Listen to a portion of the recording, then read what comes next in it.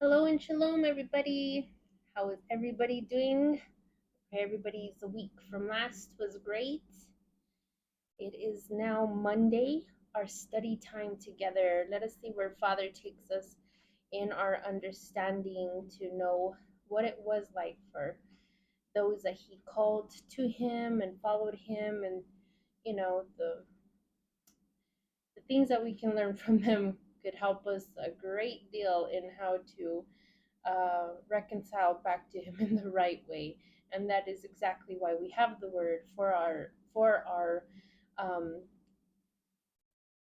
our journey, for our obedience unto Him. So I thank Father for what we have, so this way we can reconcile back to Him and see that He is still living. You know, He is true. He keeps His promises, and where our blessings come from.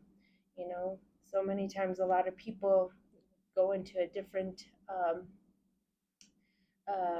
attitude from being once a believer to not being a believer anymore, or perhaps they were raised to just be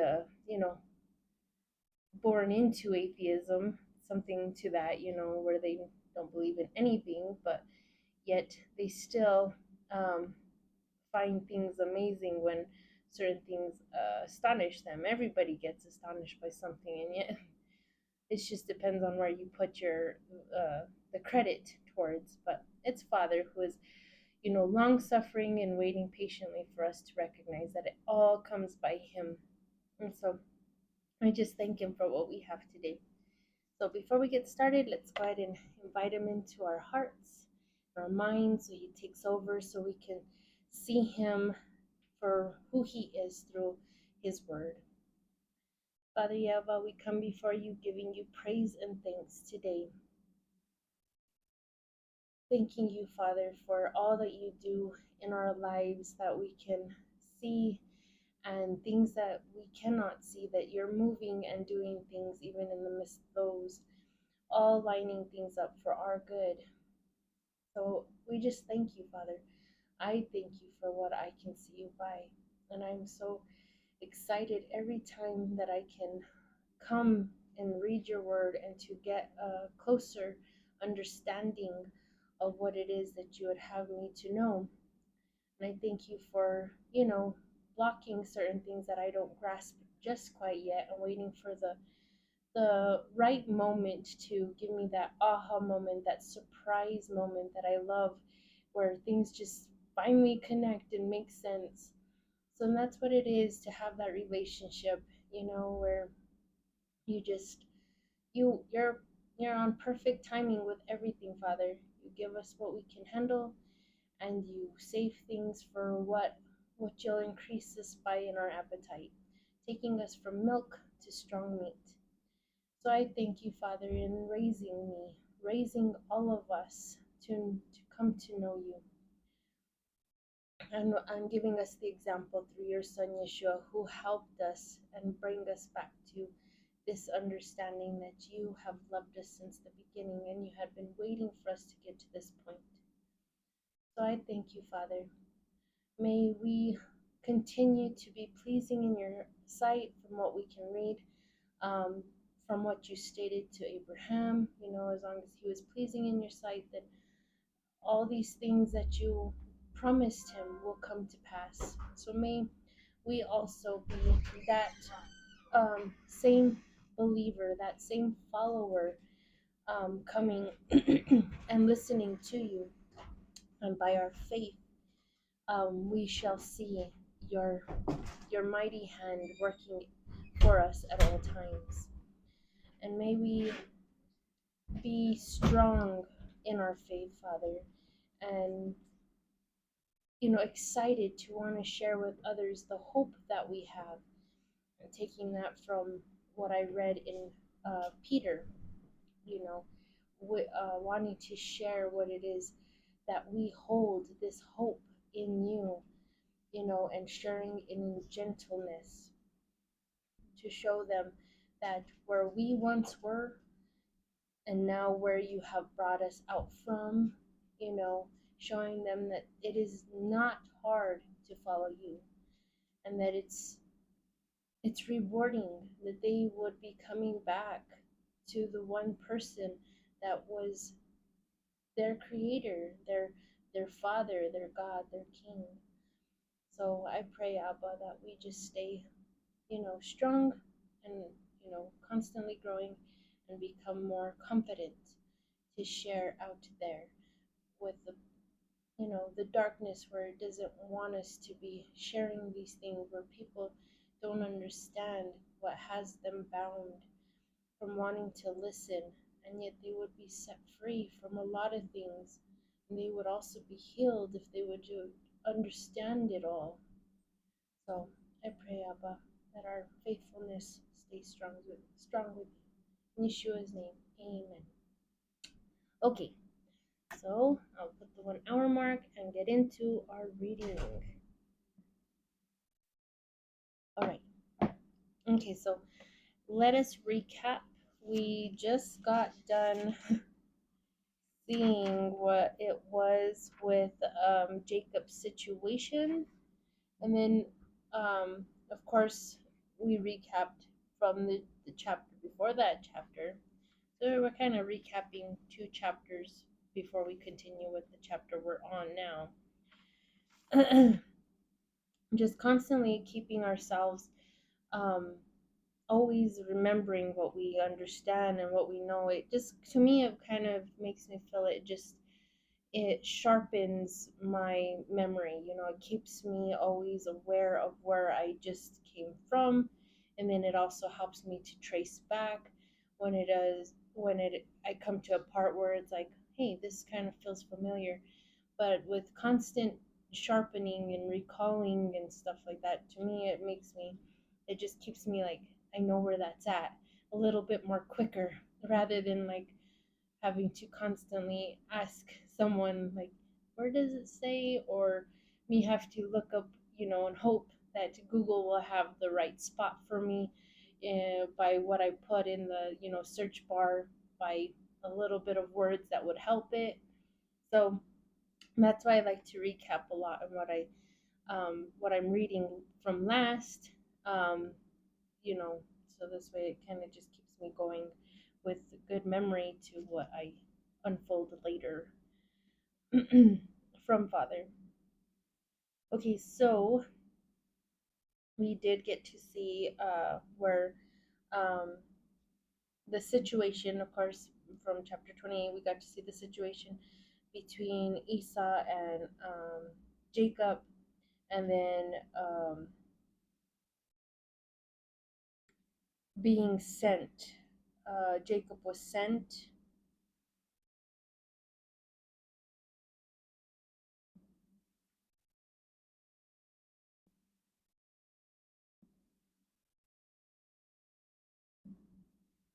Hmm, so fighting. Sorry, I just got stuck on one of the titles that was meant for the chapter, and I just caught it right now where it says Isaac sent to Lebanon, but it's not Isaac who was sent.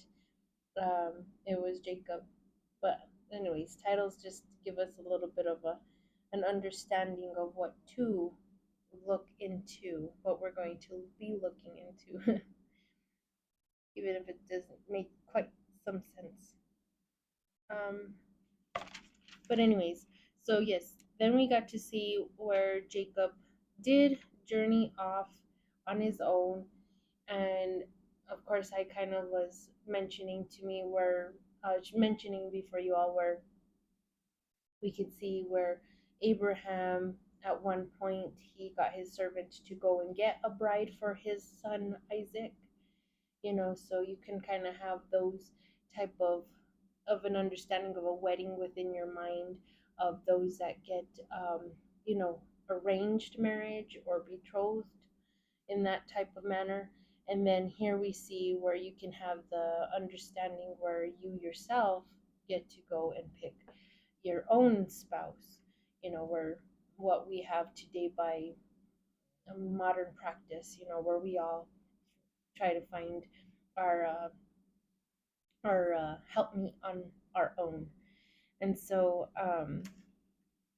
And really, truly, it should be the guy if you really look at it. Uh, through all these examples, Abraham sent this male servant to find someone for his son, and um, so truly, it kind of goes with that understanding where men are looking. But I mean, don't get me wrong, girls have become a little bit bold and uh, to try to find them on their own. And it's not to say that that we don't try to find each other in that type of way, you know, um, where there's mutual uh, efforts to finding one another. But some girls have become a little bit bold to finding their own guy before he's even interested. I was just, don't get me wrong, um, when it came down to like flirting with guys or whatever, of course you kind of have that in there where you know, you take an interest to them, but I would not be so bold as to be asking them to, you want to be a couple with me. I would not see that. And then if I could share the story of how me and my husband got together, that's something different. But anyways, so then we get on to Jacob, and we can look at that type of um, uh, example for those that do, go out and they find their helpmeet on their own. Of course, he still listens to his parents' advice of what, you know, what is to them, a good helpmeet for them and for him, and they advised him who to look for and who not to look for. Because remember, in the way, way, way beginning, we got to see where the fall of man started to happen. And sadly, excuse me, sorry, sadly, some of the, the people of old, you know, um, started to go in a different direction that was not what Father had planned for anybody to be. But they chose to do opposite of Father, and we just see where it just started declining. And so some people still have stayed stuck in what they have made, you know, God to be in their light of, gods or whatever their worships. And so, it becomes a people, it becomes a kingdom, it becomes a tribe, it becomes, something where there's, you can tell that that's exactly what's there. And so they advised them who not to go towards, and who to go after.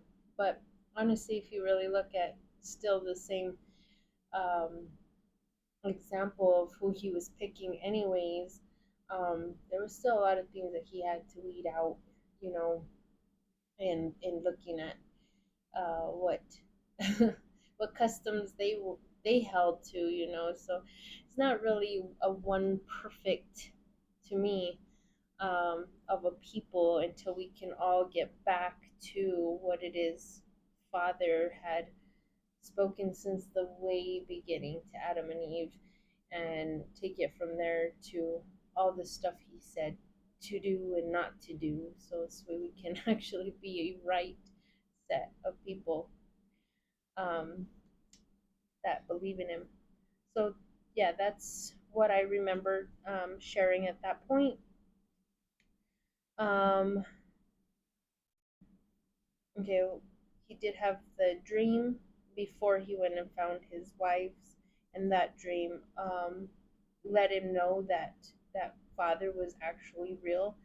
You can be raised by your parents to believe in God, and they can tell you of their experiences that they've had by him, that they've heard from him, but until you have your own your adventure with him, to where now mom and dad have raised you to know of it, now you're on your own to understand that he does walk with you, and you finally have your own encounter, that's when it becomes like, oh, you really are there, doesn't become like, I just go to church because mom and dad have got me there. But you yourself have that encounter. Now you see for sure that mom and dad raised you well in understanding he did exist. So he did have that dream that made it feel all that much more confirming that he was real. Okay, and then of course we see the situation of what happened um, with him marrying Leah before Rachel and what happened there. And we kind of see where, him and his uncle kind of had, to me, it looked like had the same kind of um, smartness about them in what, how to make things come about for them. Then we see Leah's children and the situation there and how it breaks my heart every time I get to that part when I read on Leah. It breaks my heart to see she was yearning. She was really, she kept desiring that it just wasn't going to happen for her from the love of Jacob. And I pointed out that can't really blame him all too much because he knew what he wanted. He was upfront. He was truthful since the beginning. But at the same time, you have compassion on her in the sense that he should have understood it was beyond her as well. She couldn't have stopped it. That's what the custom was in her, over there in her area, her family's customs. And, you just feel like, man, you know, be a little bit compassionate there, Jacob. But we see that. And then, of course, then we got to the point where she finally, at the very end, when it came down to naming her last son that she had was Judah, she just acknowledged father by that, not wishing something to come about in being pleasing to her husband. She just was like, this one is just father. He's been with me through this whole thing, and he's loved me during this whole time, despite my husband has been in lack to it, and that's the tribe that Yeshua himself, Jesus Christ, he comes out from, is Judah. And I think that's where it gets with father with many of us. A lot of this we look to the literal sense of it actually happening because it did, but we can also look into it certain things where it's like what we can see from father, what he wants from us in a more um, intimate connection with him, a more in relationship status. So it's kind of like one and the same, to where he doesn't want us to be men pleasers out there. We look with our eyes and we want to, um, you know, be popular, or we want to make, friends, and, and so we end up doing a lot of things and hoping and wishing and praying to him in the sake of wanting to please men, like, Father, help me, do well in this thing, so this way my boss is pleased with me, or this person is pleased with me. We kind of do that kind of prayer, and kind of that's how I kind of look at her situation with these prayers upon the babies that she named, their names and how you read about their names. So she's kind of praying for that same situation with Jacob to be, you know, in this relationship that she's desiring, and he's not giving in. And you can go around frustrated in the sense that you keep, you know, trying to please man, and yet they're never satisfied, or nor do you get ever, close to them at all. And then you just finally say, you give up, and you start saying, okay, it is what it is. I'm just going to focus on what I'm good at and just leave it alone. And then that's when you see, a difference. Something starts happening different. The right kind of people start coming to you that father wanted to come towards you initially, but you are still so adamant about these other ones that you wanted to be a part of. So you can even look at those type of examples through these stories for the connection with. So that's where he wants us to get after that point, not to be men pleasers, but to focus on him and understand that things come by him and to be pleased by him of what things happen by. Um, yeah, so that's how I look at it also with that situation. Not from just what I understand that it happened, um, you know, in for real, like it did happen, but also from what I understand when I read in other places what he means, even in connection to it. Okay, so now we are in chapter 30, and here we were already starting it off, and we were starting to see where I don't know, some type of competition going on. And like I said, I wasn't born in certain customs like that, so it can be in a sense where it's not problematic for certain girls to be like, okay, well, let's bring on a, um, what are those polygamy lifestyles where I've seen shows on it, Three Wives or something like that.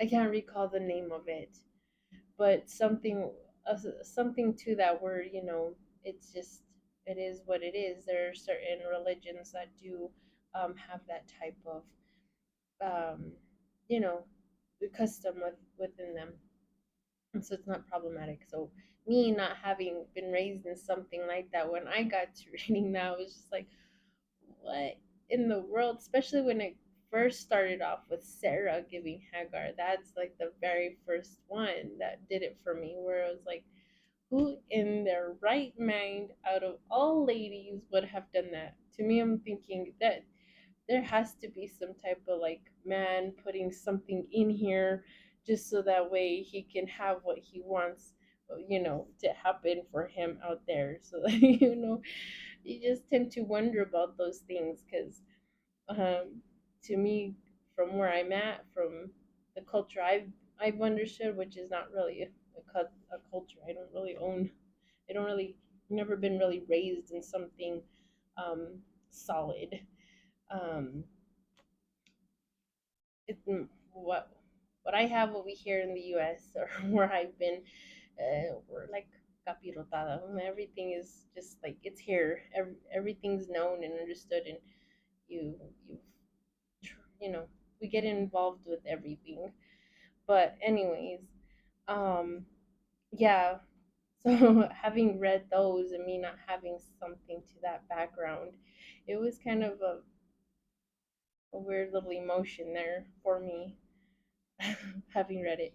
But anyways, so we do understand, and you can go ahead and search those things out for yourself with certain regions, certain cultures that have, certain customs to these things, and it's, perfectly fine.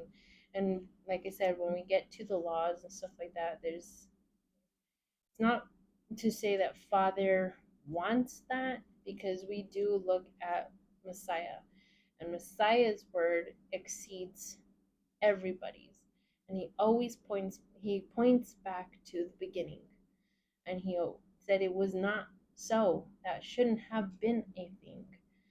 And so that's where it's at. But because Father knows man's heart, it's constantly wicked and it wants what it wants, he, like I said, we put Father in a position where he's like, now I have to move on this. We went through those examples. Now he has to figure something out in order for us not to keep offending him by it at the same time, but um, just for it to like work out. And like you have situations like Jacob in this situation where he couldn't help what was done to him. So I think even Father knows about those that we're going to like walk into contact with. We might have to, you know, do something for a time with them, and yet he knows every man's heart. So he knows what might come towards those that do live right, and then that's why we have these laws to where we can look at like, oh my gosh, this was done and I didn't I didn't make it happen. I promise, Father. But he has these like, okay, well, because it has been done, now look at this. Now you can look at this for your example. And, something like that, that's what goes through my mind. And that's why I think he warns those that cause an offense to others, like woe unto those that cause the offense, like they make someone fall, like on purpose, when they know that that child that he's been, you know, with this whole time would never have done what they would have done had this person never stepped in to try to make them. It's kind of something like that. But anyways, that's probably going way beyond. But like I said, when you get started with Father, your mind can go everywhere by all these examples that you have in front of you. Okay, so let's get going. Chapter 30, verse 1. Let's start back up again um, from that point. When Rachel saw that she had not borne a child for Jacob, then Rachel envied her sister and said to Jacob, give me a child, or give me children. But if not, I will die. So we can see where she's having some type of a temper tantrum. She's getting upset. She's trying to put the blame on him, like, what are you doing? All you can, all that can come to my mind is, did she feel like he was pulling out? Something to like have, his the stuff that's meant to cause the baby, spill out. I don't know. I wonder what was going through her mind. But she was upset, and she started to like look at him like he is at fault for it. And I did say the last time that we do have things today where many people, when they seek a doctor, um, there are certain tests that have shown that, you know, could the issue be on man's side of the situation, not the woman? There have been studies and tests to give it that you know understanding or that credit, but like we have seen over and over, or from the examples that we can keep, like I said, keep reverting back, keep recapping, where Father, He is the one that makes people barren. He's the one that stops it from happening. And we do have the example from Isaac and Rachel, where she was barren and Isaac just prayed. Everything comes by prayer, everything comes by our obedience, our appearance before Him. Like we have the example of what He told Abraham, if you are pleasing in my sight, in my appearance, then, these things will happen. So that's why we look to these things, so that way we stay on the right track of, you know, you know, getting what we're desiring, as long as it's not in vain, and that it would go with what Father would want anyways for us. So, yeah, so it is Father who causes these things, but of course, a lot of people look to man and think that they're the ones that have dubbed it. So, but anyways, I just look to what Father says and look at the examples by it. Okay, so she's here wanting to blame, in a sense, like her husband, that he's the one that's making this happen, but he's the one that lets her know, like, your mind is in the wrong spot. Don't blame man. Okay, so he tells her, Jacob, by verse 2, Jacob became angry with Rachel and said to her, am I in the place of God? He says, you see, you're blaming me. You're blaming man here, and I have nothing to do with this.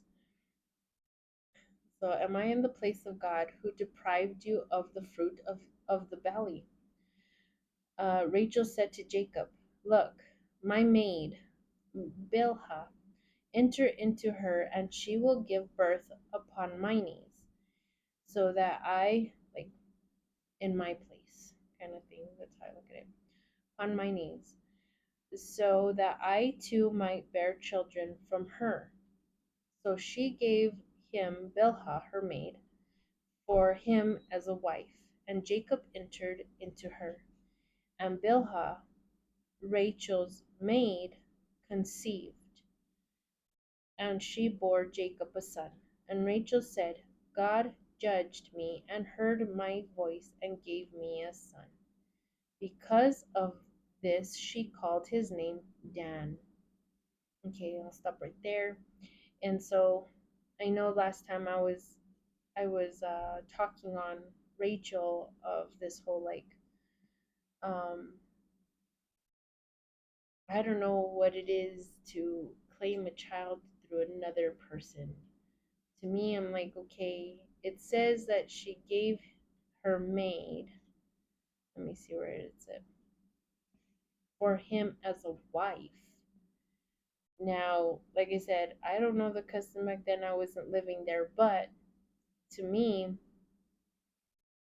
I would look at that as, you know, wondering if there could have been a law for the servants, just putting myself in that position of the servant that has to listen to, her how do you say, mistress, her, the one that's in charge of her authority. Of course, you had Hagar that had Sarah, and here you have Bilhah to Rachel, and then of course we're gonna see um, Leah's maid. Let me see where her name comes up. Zilpah. You know, if there could have been something in the contract like, if you're gonna have me do this, you're saying I'm going to be his wife. You're giving, so this way it can be kind of legally right, for him to, have a wife and not, and cause it to seem like an adultery. What is the other one? A concubine, maybe. I still have yet to really look on that word, but I would have been like, if you're gonna have me do this, this makes me legally free. These were thoughts that were going through my mind after I read this last one with you. Like, I don't know if I would have had that type. I think that would have been my type of attitude. Like, this sets me free from you, and now I'm a wife. Now this child is mine. you know, and I kind of look at that in comparison to like now with Messiah having split the veil, and has allowed all of us to come before his Father in him. Now we have our own freedom to serve Father the way we should, because he's like, no more people leading you, I will be your leader, because so many people have messed up his father's sayings, his father's rules, and people were being blindly led. Now, we have this freedom to be, in a sense, married to his dad, and can present our own children and ourselves before him our own way. So that was going through my head, like, couldn't there have been something on Bilhah's and Zilpah's argument, having like to argue like, this sets me free from you. Now I'll name my child, you know. But I don't know. It's not a thing. I'm not trying to add in here. I'm just giving everybody where my mindset goes with a lot of these examples as to like, never been born in that culture. Could that have been a possibility? But I look at it in a sense to like what Messiah has done for many of us now. But anyway, so Rachel is claiming Dan, the child, and then that was the name, the meaning to his name. And I'm pretty, I'm glad that she saw it in that light, or that she wanted to name him in that way, rather than something that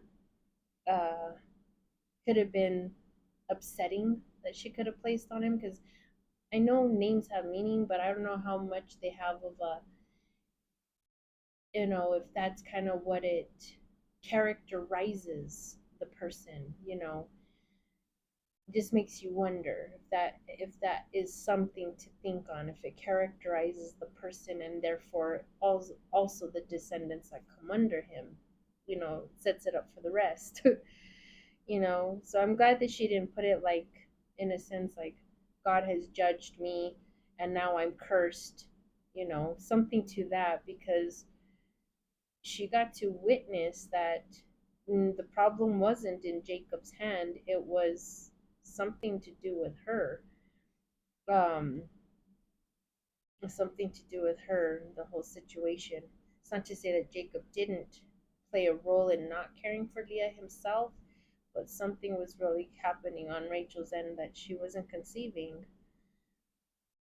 But her maid did, Bilhah. At least she gave him a good name.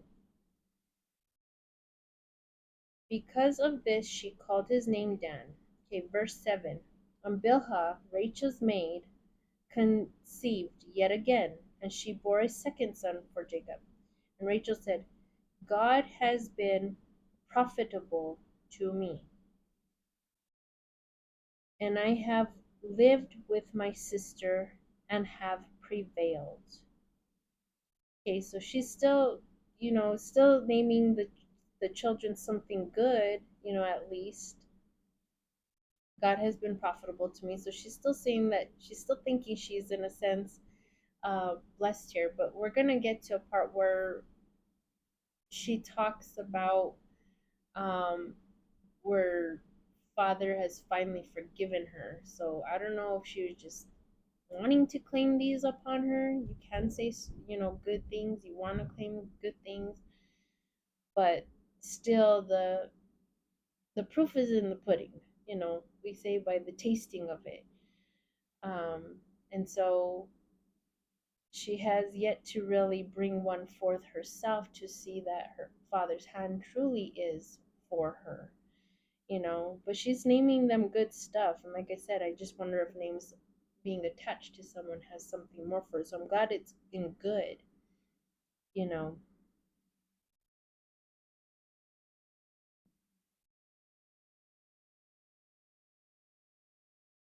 Hmm. It just makes me wonder. It's just like what we see today now. There's so many denominations, and we say all these denominations have different names, and in a sense, we all call them the bride of Father, you know, and upon the names that they give, shows kind of what children they have within them. But are they really being profitable? Are they really being good as to what we want to label each one of our denominations that we present to Father as his wife, his bride?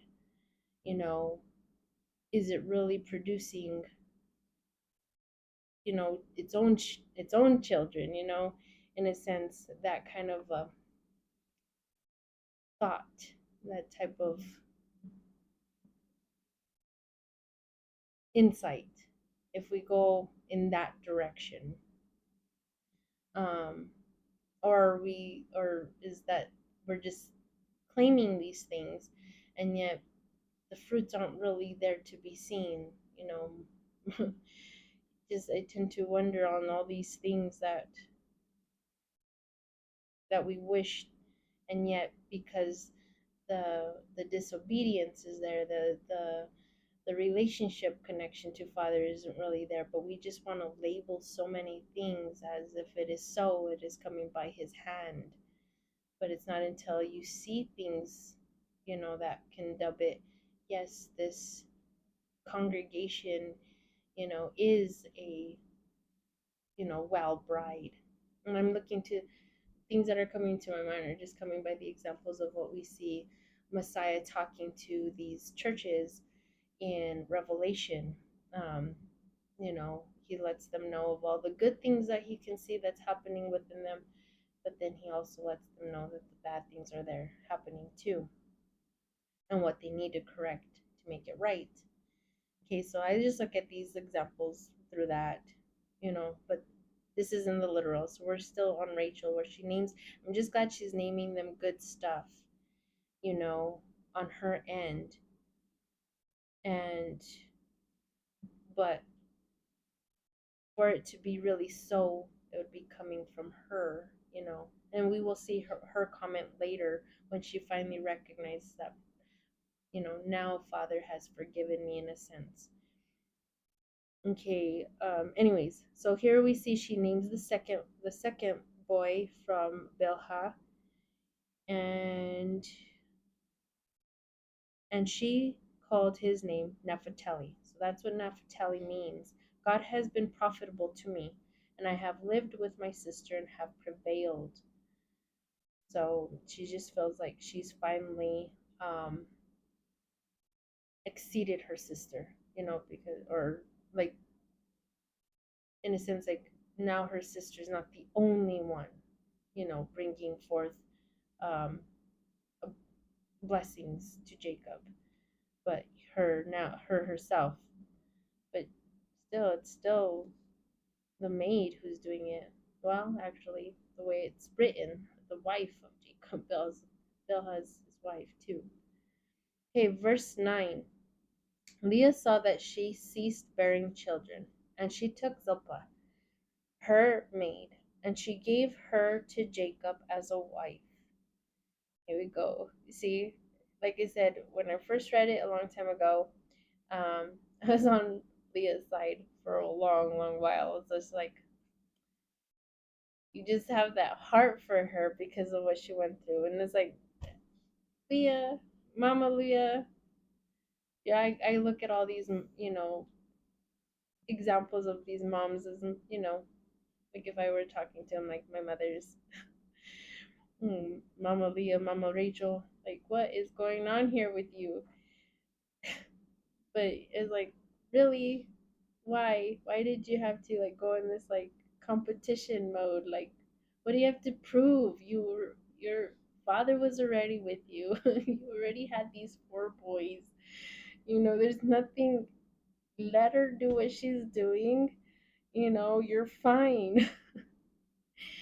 But anyway, so that's the mindset she had to go with. So she gave now Jacob, and you just tend to wonder, should you say poor Jacob or like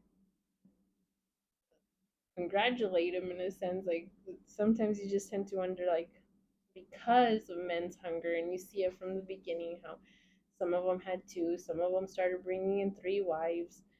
So you kind of look at, maybe that is in some cases the man's desire that they really have to fight off, within their members of this lust. And sometimes women don't help it either, like these examples, So is he actually happy that he's gaining more of what he possibly is hiding away that he desires? Or is he just like, oh, what the heck? I don't know. Or could it just be in the sense like what I mentioned last time, when I found out that some people do this of having children, because they're in actually the need of more workers, more help. So it's not just about a mutual like love and romance. It's more like stuff that's needed. You're working together for what's needed. Could it be in that? I don't know. But anyways, okay, so Leah saw that she ceased bearing children, and she took Zilpah, her maid, and she gave her to Jacob as a wife. Jacob entered into her, and Zilpah, Leah's maid, conceived and bore Jacob a son. And Leah said, by good fortune, and she called his name Gad. So Gad is here, it is meaning by good fortune. Verse 12, and Zilpah, Leah's maid, conceived again and bore Jacob another son. And Leah said, blessed am I, because all the women are blessing me. Okay, so that's what his name means. Um,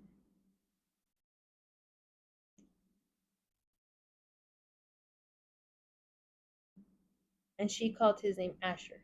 Okay, so Asher's name means that blessed am I because all the women are blessing me.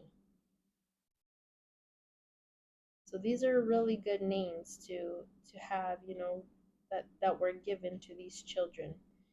And then all of it just reflects on what what Father is about anyways. We all reflect Father anyways.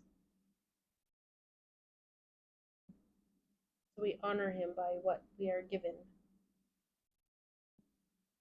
Okay, verse 14. Reuben went in the days of the harvest of wheat and found mandrake fruit. Okay, so now we can see where the story is shifted now. It no longer is about baby making, uh, baby making machine here.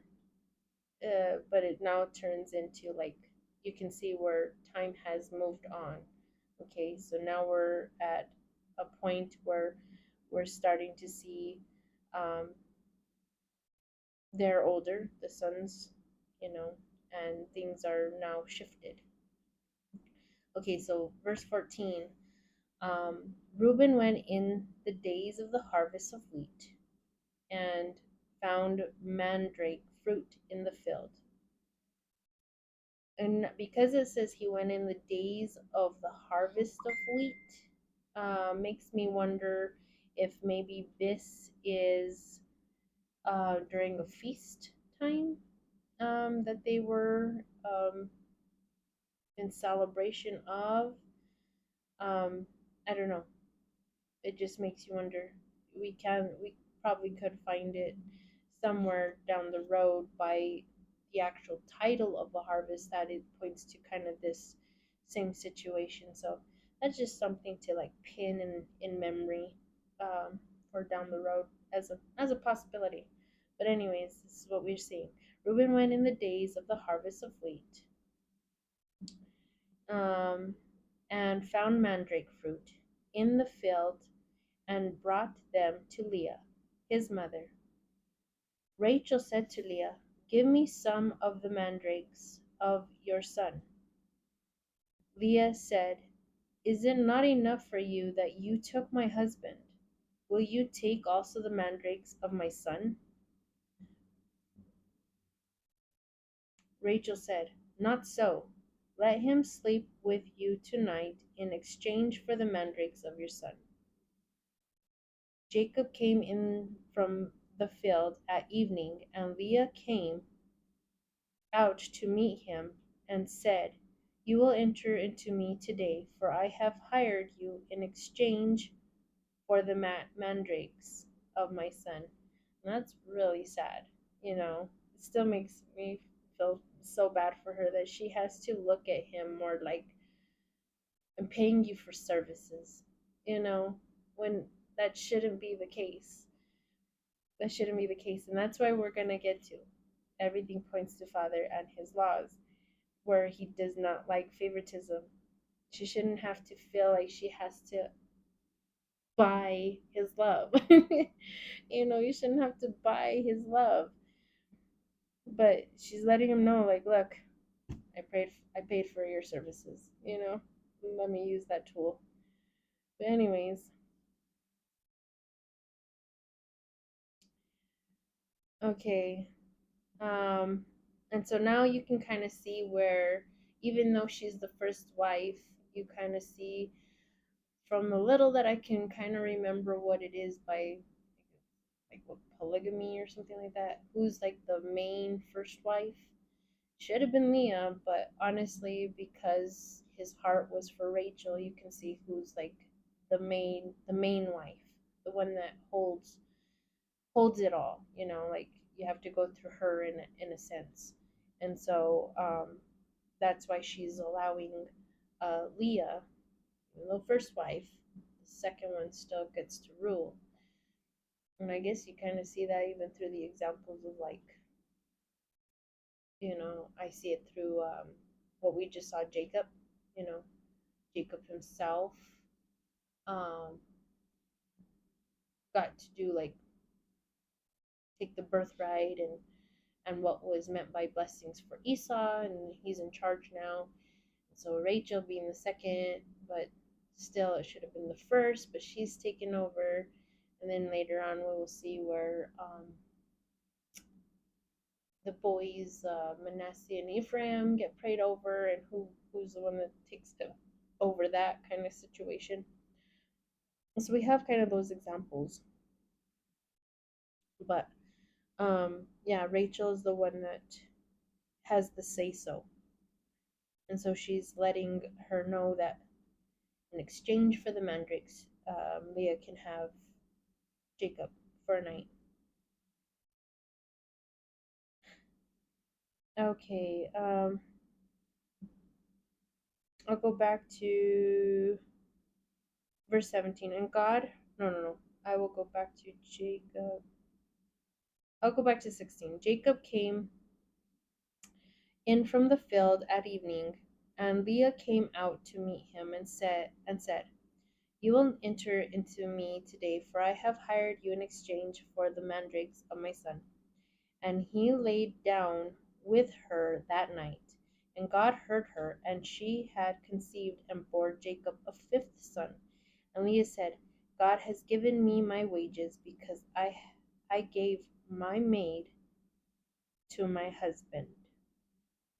And she called his name Issachar, which is wages. Okay, so I don't know. Maybe there is something in what they're doing here. Why Jacob's I don't know, maybe in a reflection to what it is that we should be in giving to Father, whether it be by wages. We did read that earlier, by wages, whether it be by people. So now we see that Rachel and Leah are giving their maids to Jacob. Okay, so I know, like earlier I was saying, we all reflect him. So there's something to why they named their children what they named them. And it's all due to, like, still in honor to what Father gives us from his provisions, and we give back.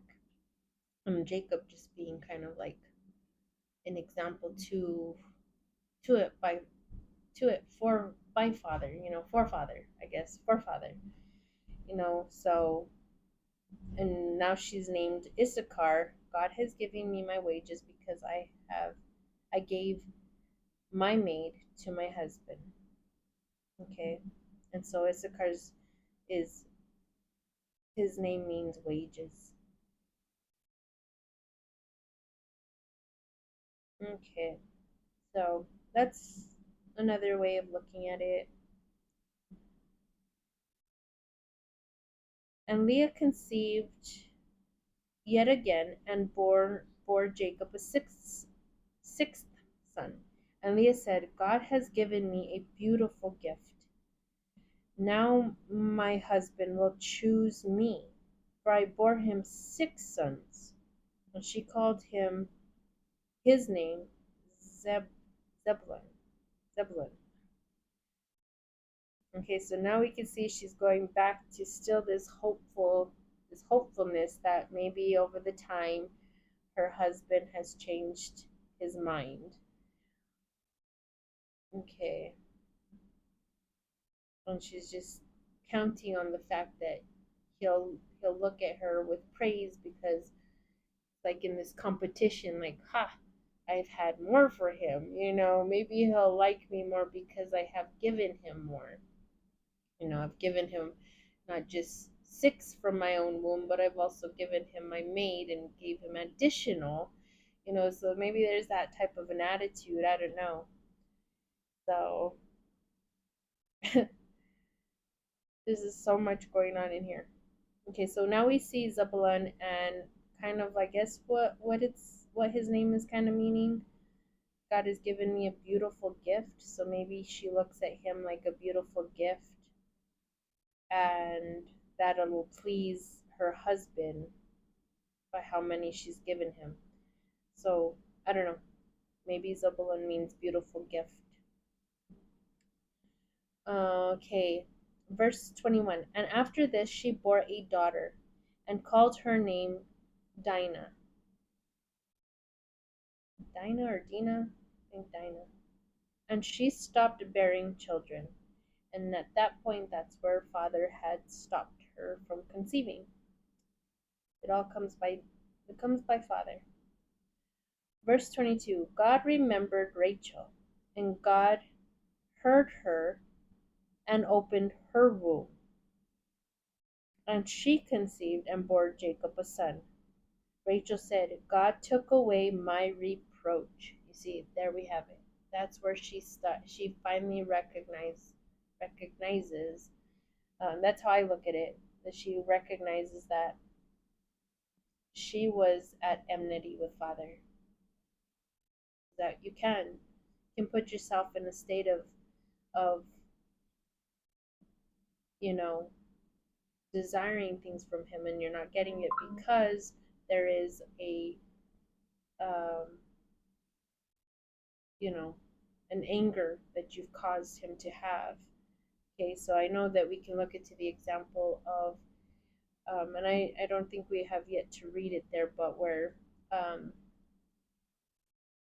Jacob wrestles with Father, and then he's like, please bless me. It's kind of like that, where you can be like finding yourself wrestling with Father, this enmity that He has because of the fact that you have yet to recognize what it is that you you have gotten yourself to that position. So we always have to be mindful of our steps, be mindful of our attitude, be mindful of what His Word is saying to help us know what pleases Him, so this way we don't set ourselves up for failure, you know, and then we want to turn into Esau kind of with this whole like blame game, like they did that to me. How dare they? When it's like you were the problem the whole time. So, like, and for example, another one, just like Rachel, she wanted to blame Jacob. Like you're not giving me children. It's your fault. And it wasn't him, rather than looking at herself and saying, what, or asking Father. We saw where um, Rebecca got to communicate with Father herself. We have these moments where you, the girls went to him and talked with him. Um, Hagar met him in the wilderness, and she said she saw the face of God, so she got to talk with him. We saw Rebecca. We just saw the example of her. So you have to communicate with Father yourself and find out, like, let him know. I've been asking for these things. Is what I'm asking in vain? Have I caused anything to offend you? Is there enmity between us? Am I, doing too much ways of the world before your eyes? Because that can cause enmity. To be a friend of the world is to cause enmity with you and Father. It says it. So we have these things where you can look at, um, by example, to help your case, your situation, your relationship with Father, to better it off. But anyways, back to it. So she did. She finally recognized there was an issue there, and so that's why she said, God took away my reproach. Okay, and she called his name Joseph. May God add to me another son. Okay, so that's where her hope lies now.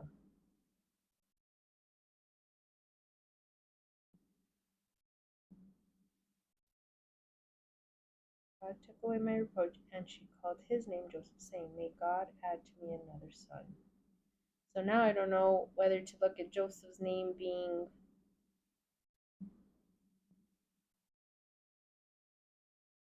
a two-type acknowledgement. I mean, she is acknowledging certain things, two things to Father here. So maybe his is like a twofold meaning. Joseph's name could be a twofold meaning.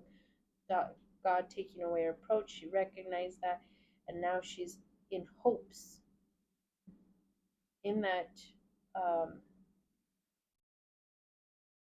admittance, that confession before Father, and now is in great hopes for another added son. Okay, so that does take care of chapter 30, and we only have 5 minutes. So I'm just going to go over the chapter just to see if there's anything additional things I can share in my own type of, you know, questions and insights that I hold with Father when I think on these things. And I do want to apologize for all those that could be new, possibly new to reading the word, and you're wondering, where is this lady's mind at?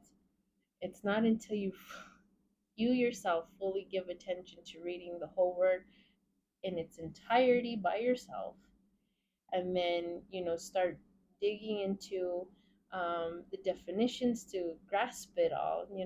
Trust me, it's still being worked out on my end, but when you finally get to that place, you'll get to know where my mind is with the other places that I'm pulling, that it kind of, it to me links, not doesn't link like in the literal sense, but in a in a different type of like outlook of what Father and his examples through metaphors and illustrations, they kind of like, to me, uh, link up by it, and then of course then you have where the literal meets literal by for what he means, what he's saying in the laws, and where it points back. So everything is so connected in his word, and he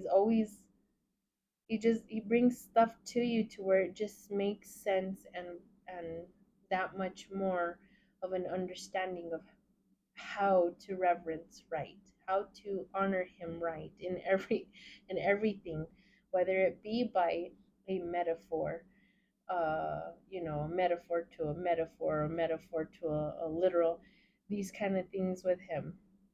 He's an open book, and he has um, insights of his own, and catchphrases of his own, and just keeping you forever hungry for his word and excited to know more, and how things connect, in and or somewhat connect, but you can see it, you can paint a picture by it, and it still kind of adds up in a sense.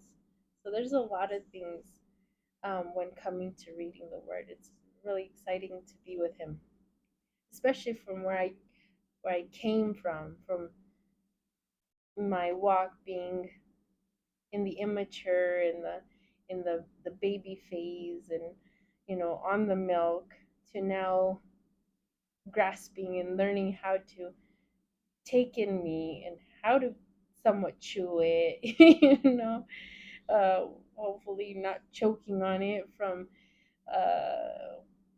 which I did when I started feeling like I had an understanding and I was chewing his food, chewing what I was understanding.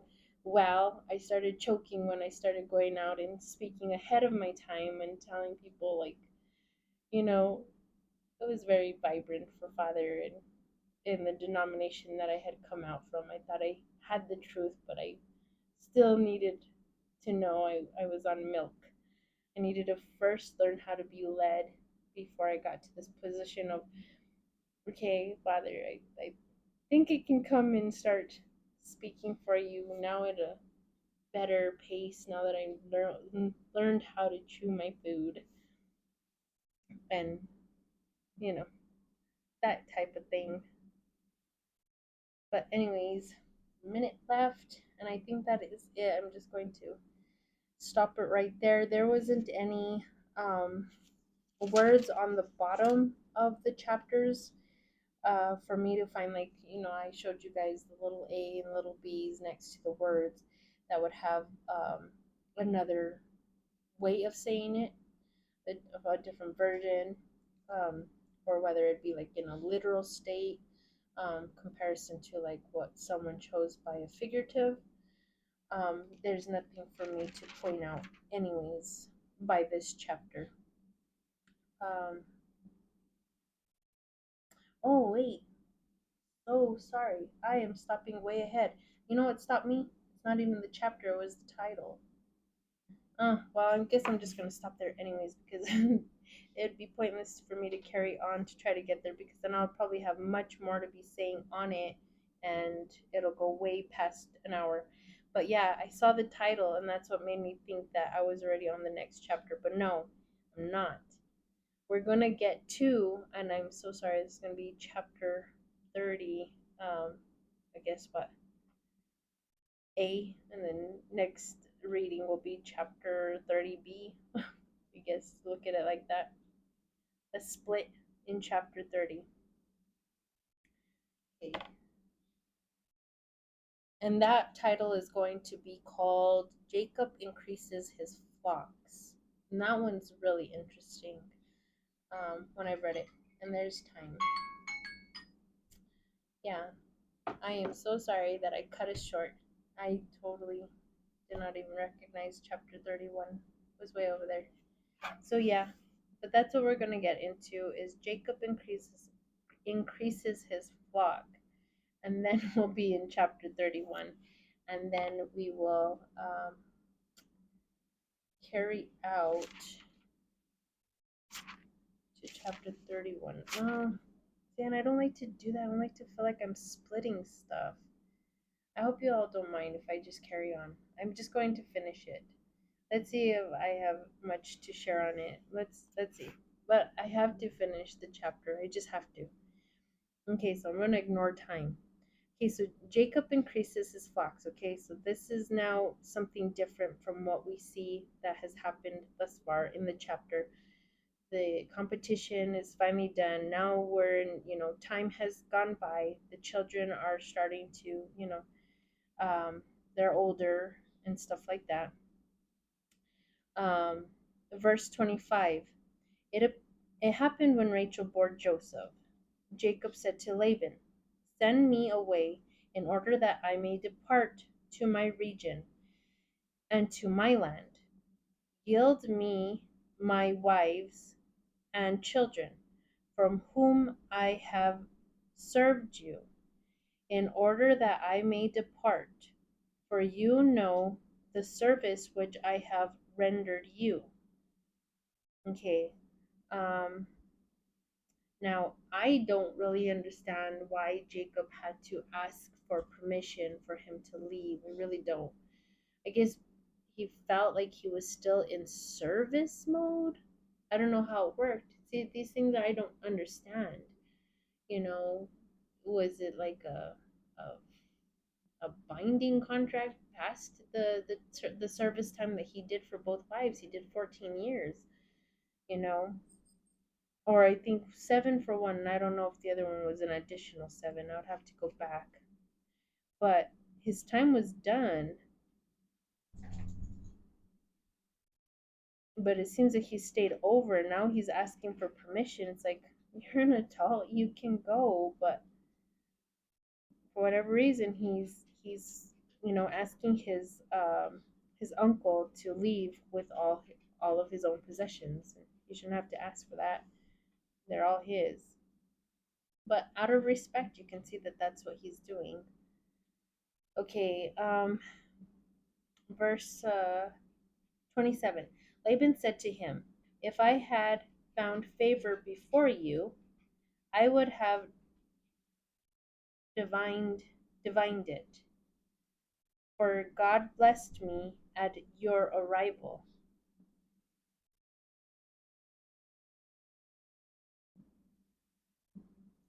Define your exact pay to me.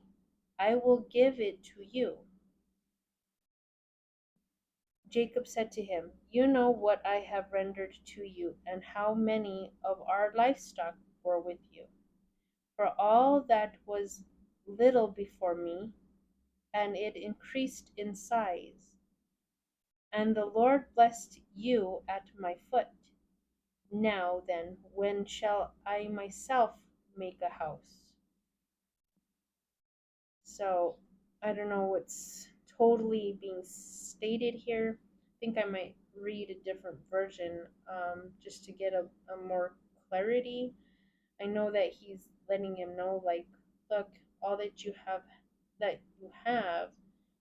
has been, you know, been done upon my services for you, in the sense that he knows that his Father Yehovah, has been helping him in being a blessing to others. Remember, we have seen where Father did tell Abraham, and we know that it carries on to the next, Isaac and to Jacob. And through him, he says, through you and your descendants, you'll bless others. So he knows that he's being blessed because of him, because of the God he serves. But he's like now mentioning it like, look, I've made you, you know, your household have a lot, you know. So now when is it going to be my turn to have my own, uh, a place and, um, you know, blessings, his own house and his own increase.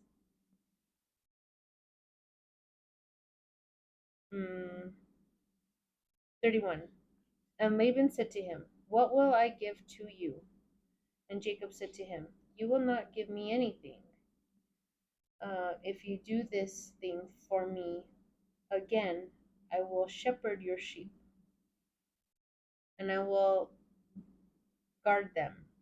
Let your sheep pass by today, and separate from there every gray sheep among the lambs, and all the spotted and white ones among the goats. This will be a wage for me. Okay, so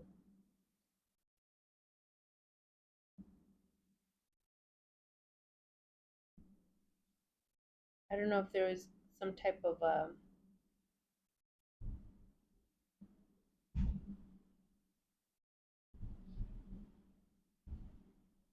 hmm,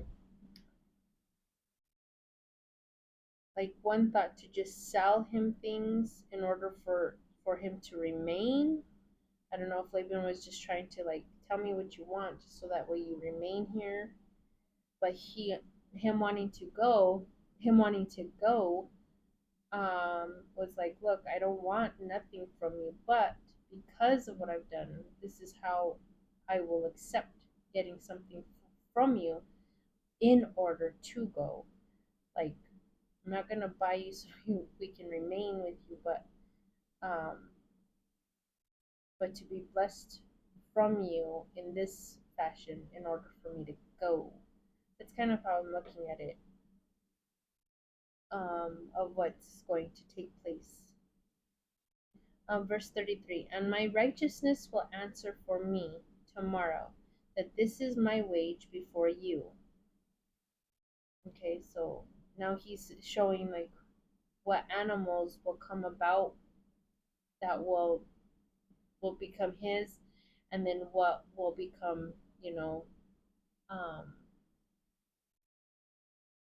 Laban's, Laban's to bless him by in order to go.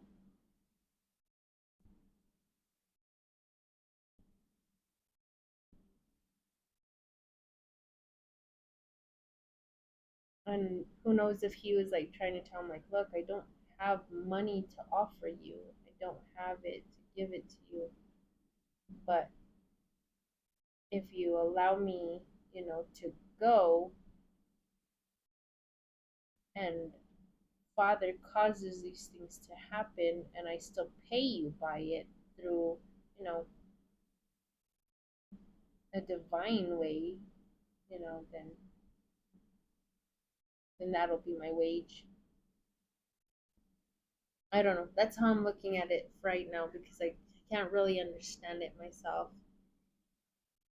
But that's what's coming to me.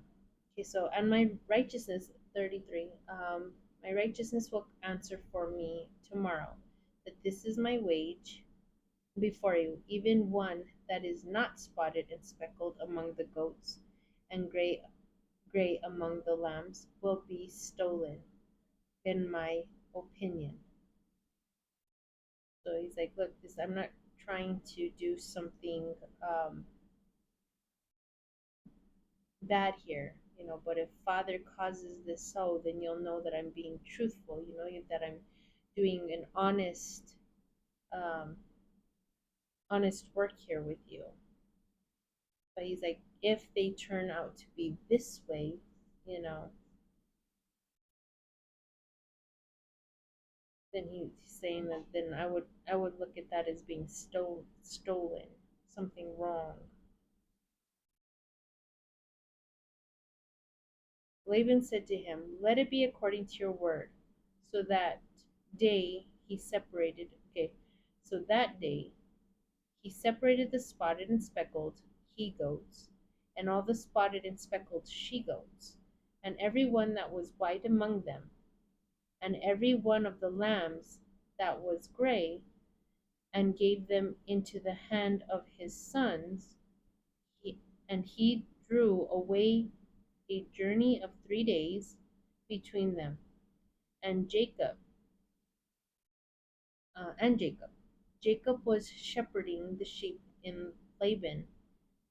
No, Jacob was shepherding the sheep of Laban that remained. Jacob took for himself a green wooden staff and an almond one, and one of the plane tree,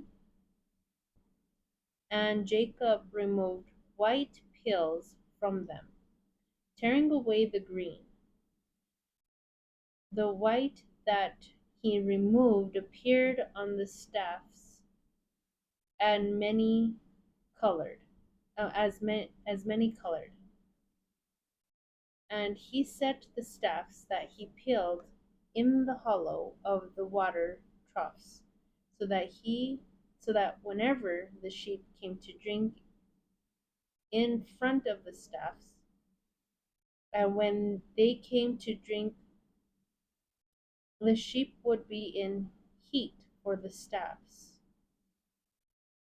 It's because of the staffs. And the sheep would give birth to speckled and many colored and ashen spotted lambs. Jacob separated the lambs and set up a speckled ram before the sheep, was and every one that was many colored among the lambs. And he separated flocks for himself on his own, and did not mix them in with the sheep of Laban. It happened in the season when the sheep were in heat,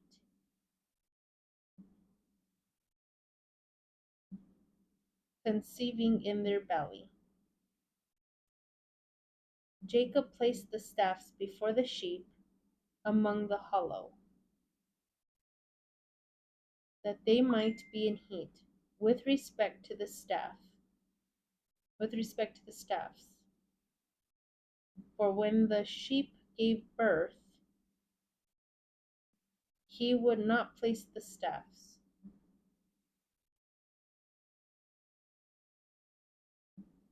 The unmarked ones became Laban's, and the marked ones Jacob. And the person became very much rich, and he had many livestock, and oxen, and servants, and maids, and camels, and donkeys.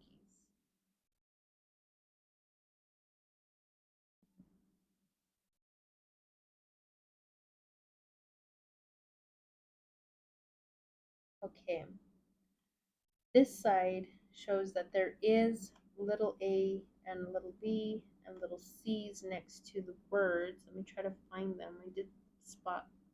Okay, near the speckled, no, in my opinion, sorry. In my opinion, it'd be verse 33 and That one says before me.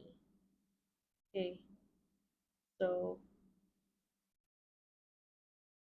this will that this will be a wage for me, and my righteousness will answer for me tomorrow, that this may wage before you, that this is my wage before you. Every one that is not spotted and speckled among the goats and gray among the lambs will be stolen, in my opinion, be stolen before me. Then we have the letter B, which I saw that earlier. See where I can find it again. Okay, it's on verse 40 at the word own. And he separated fox from himself on his own. And that'll be according to himself. Then we have little c.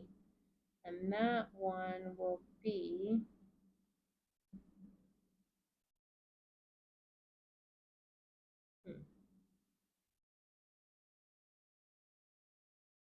that one's in the next chapter. I can leave that one there. But yeah, this version of the Bible, the Septuagint, it's kind of a little bit of a challenge for me to really know what's going on here. Besides the fact that um, he he's making flocks for himself um, in payment, um, then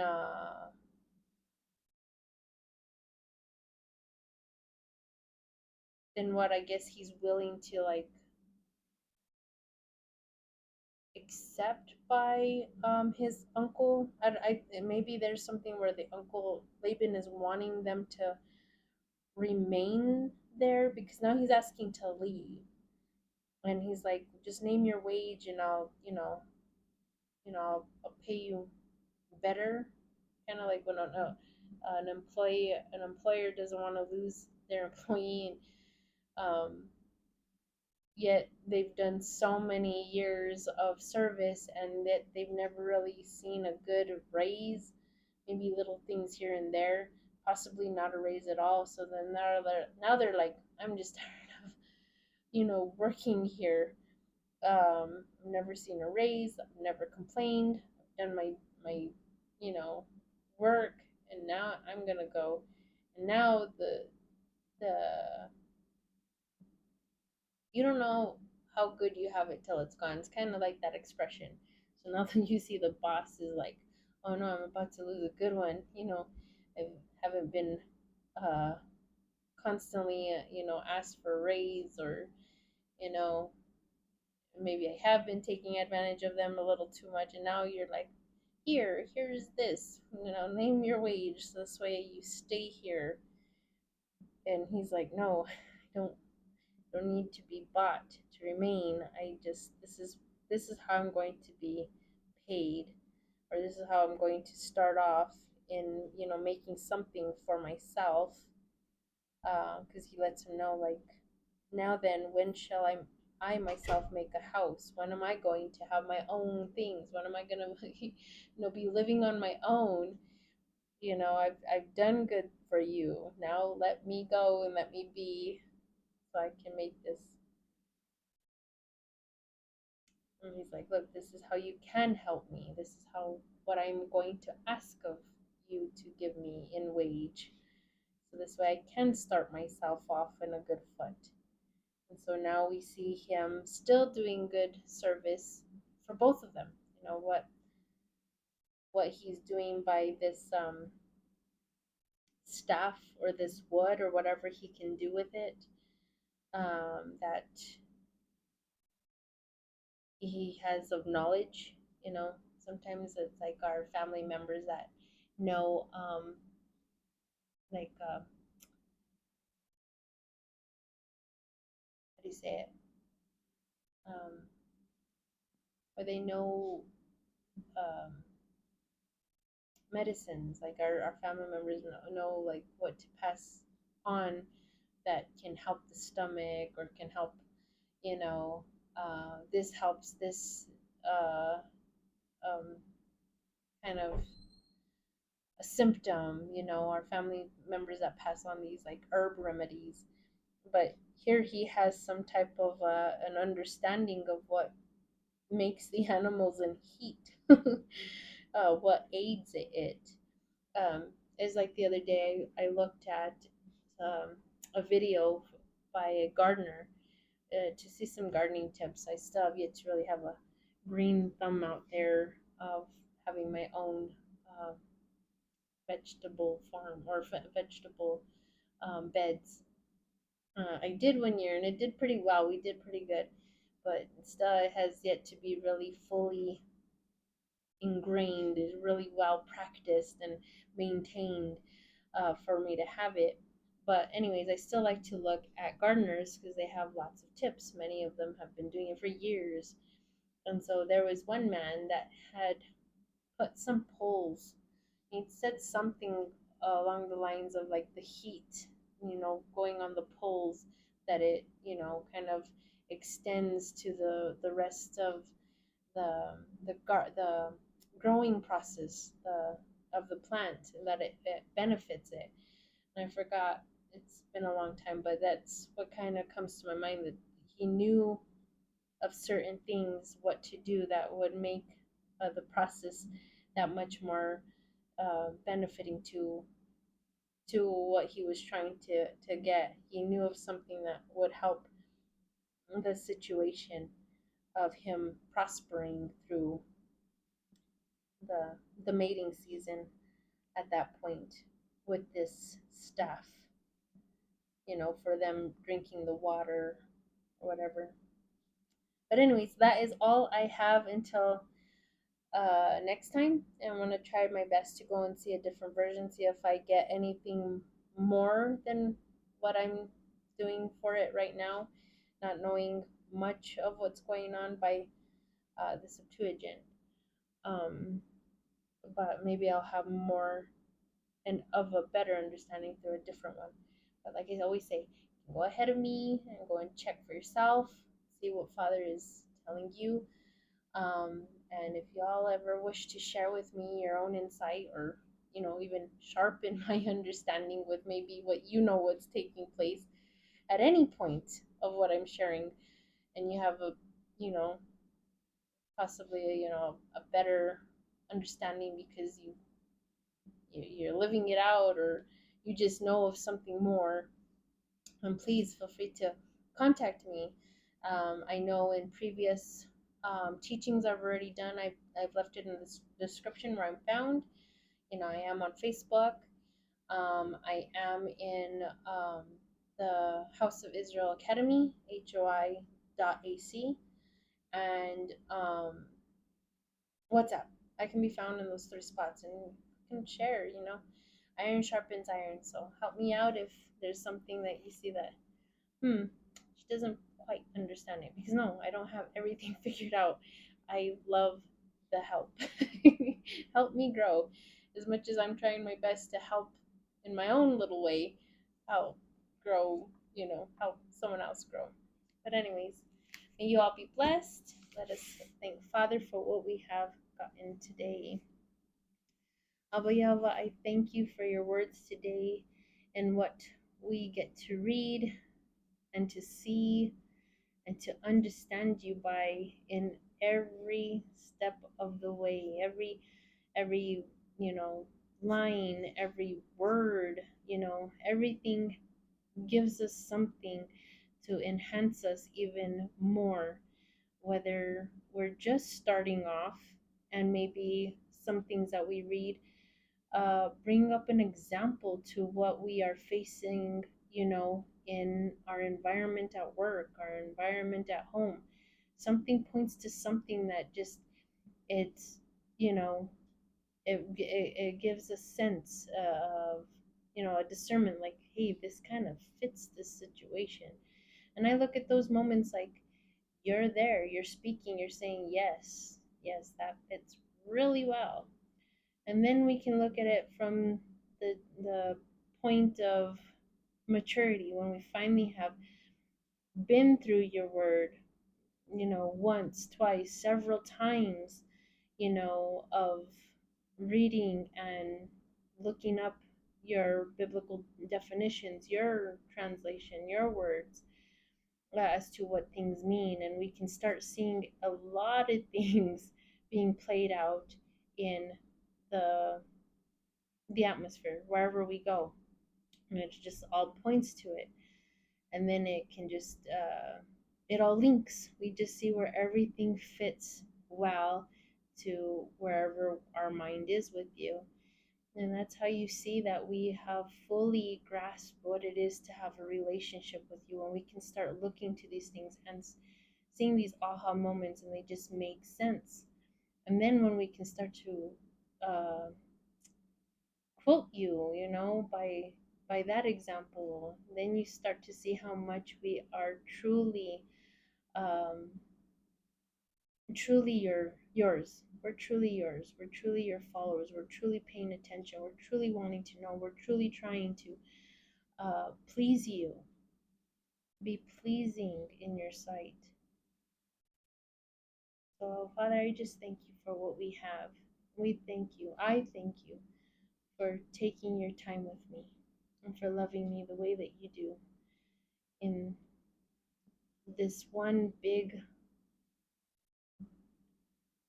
giving in love through long suffering, Father. I cannot stress that enough, how much it has meant to me to see that part of you and how much I try to work that in me.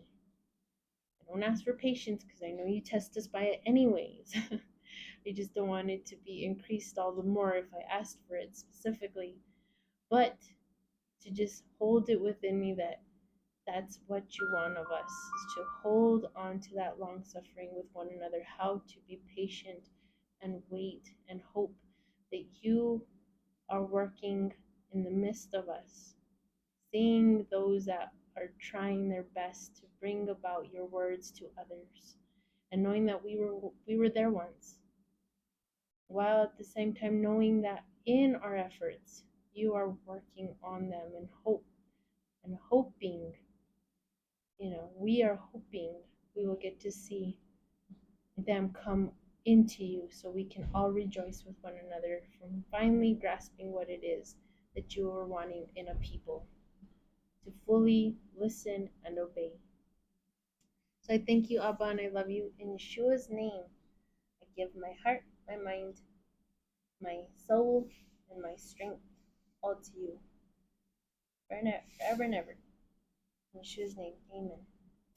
Okay, everybody, you all be blessed with the remaining week that we have, and be at peace because Sabbath is on its way. So be happy, and yeah, I'll see you all next Monday. Love y'all.